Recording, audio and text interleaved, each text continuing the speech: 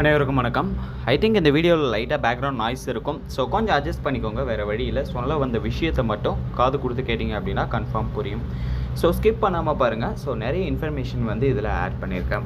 First வந்து பார்த்திங்கன்னா இந்த செகண்ட் கவுன்சிலிங்கில் அப்ளைடரில் வெயிட்டிங் லிஸ்ட்டில் இருந்தவங்களுக்கு அலாட்மெண்ட் ஆர்டர் வருமா வராதா அப்படின்ற பயங்கர டவுட்டில் இருக்கிறீங்க.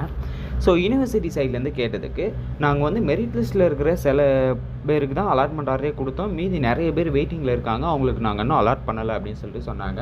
ஸோ எல்லா காலேஜ்லையும் அட்மிஷன் முடிஞ்சு சீட் வேகன்சி டீட்டெயில்ஸ் கிடைச்சதுக்கப்புறம் தான் வந்து பார்த்திங்கன்னா நாங்கள் இந்த வெயிட்டிங் லிஸ்ட்டில் செகண்ட் கவுன்சிலில் வெயிட்டிங் லிஸ்ட்டில் அலாட் பண்ணாதவங்களுக்கு அலாட் பண்ணுவோம் அப்படின்ற மாதிரி சொல்லியிருக்காங்க.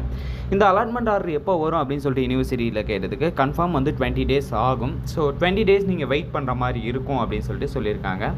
நீங்கள் வந்து அப்ளைடர் 3 yearsல செகண்ட் கவுன்சிலிங்கில் வெயிட்டிங் லிஸ்ட்டில் இருக்கிறீங்க அப்படின்னா கொஞ்சம் வெயிட் பண்ணுங்கள். இன்னும் 20 daysல உங்களுக்கான அப்டேட் வந்து கொஞ்சம் கொஞ்சமாக வந்துடும். சரிங்களா? ஸோ யாருமே பயப்பட வேணாம். அப்ளை பண்ண எல்லாருக்குமே ஆல்மோஸ்ட் சீட்டு கிடைக்கும். செகண்ட் கவுன்சிலிங் இருந்தீங்க அப்படின்னா கன்ஃபார்ம் சீட்டு கிடைக்கும். சரிங்களா? அடுத்தது தேர்ட் ரவுண்ட் வருமா, எப்படி வரும் அப்படின்ற டீட்டெயில்ஸை அடுத்த வீடியோவில் பார்க்கலாம். Thank you guys. பாய்.